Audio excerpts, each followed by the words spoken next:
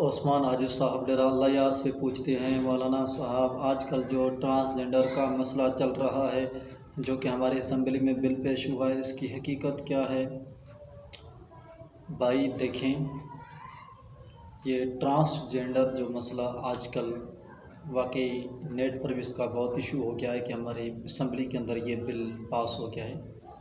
دیکھیں بھائی، اس کی حقیقت جو کہ میری معلومات کے اندر آئی ہے وہ یہ ہے کہ یہ ٹرانسجنڈر کا مسئلہ آج کا نہیں بلکہ اس سے کچھ عرصہ پہلے کا ہے۔ اور ٹرانسجنڈر کا مطلب یہ ہے کوئی آدمی، کوئی مرد اگر اپنی جنس آپریشن کے ذریعے سے تبدیل کروا کے عورت بننا چاہے تو اس سے اس چیز کی اجازت دی جائے۔ اسی طرح اگر کوئی عورت اپنے آپ کو آپریشن کے ذریعے سے مرد کی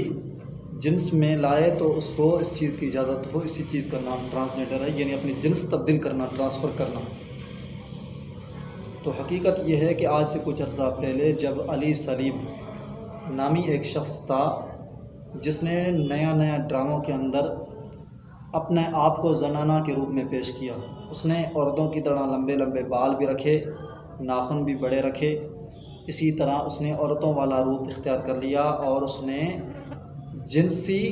آپریشن تبدیل کر کے اپنے آپ کو عورت بنانا شروع کر دیا۔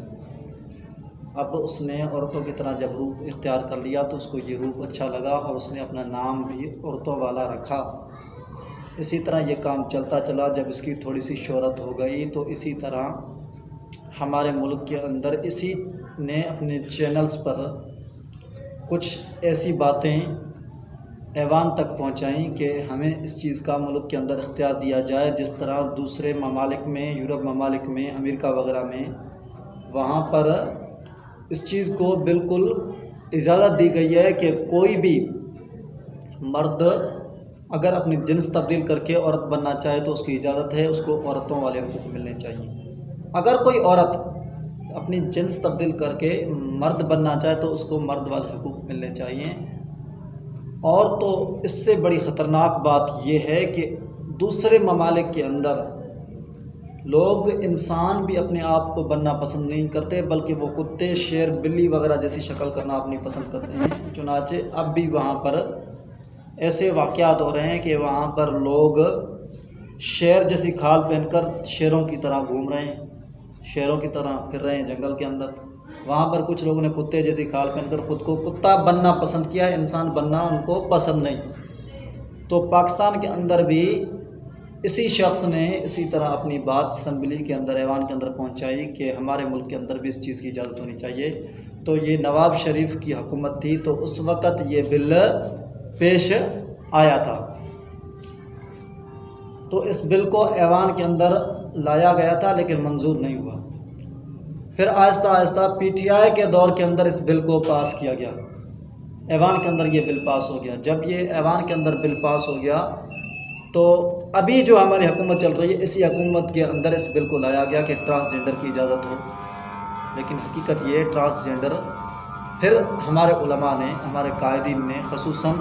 مولانا فضل الرحمان نے اور مفتی اسد مامون نے اور بھی بہت سارے اسمبلی کے اندر ایسے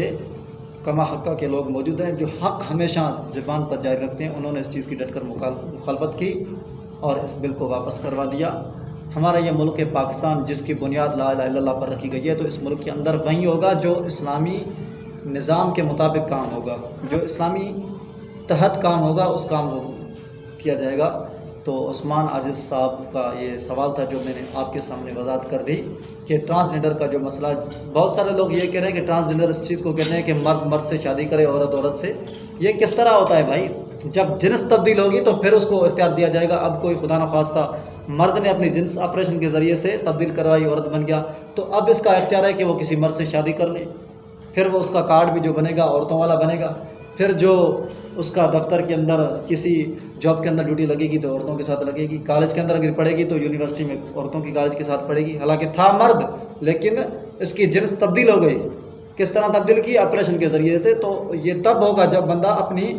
ٹرانسجنڈر کرائے، آپریشن کے ذریعے سے اپنی جنس کو تبدیل کرائے، تو پھر اس کا یہ مسئلہ پیش ہوگا۔ اس لیے اللہ تعالیٰ ہم سب مسلمانوں کو اور ہمارے خصوصاً اسمبلی کے اندر یہ جو آج کل کے نئے نئے بل پیش ہو رہے ہیں جو کہ بہت بڑا گناہ ہے. حدیث شریف میں آتا ہے اللہ کے رسول نے لعنت فرمائی ہے ایسی عورتوں پر جو مردوں کا روپ اختیار کریں، اور ایسے مردوں پر بھی لعنت کی گئی ہے جو عورتوں کا روپ اختیار کریں، ان کے متشابہ ہوں.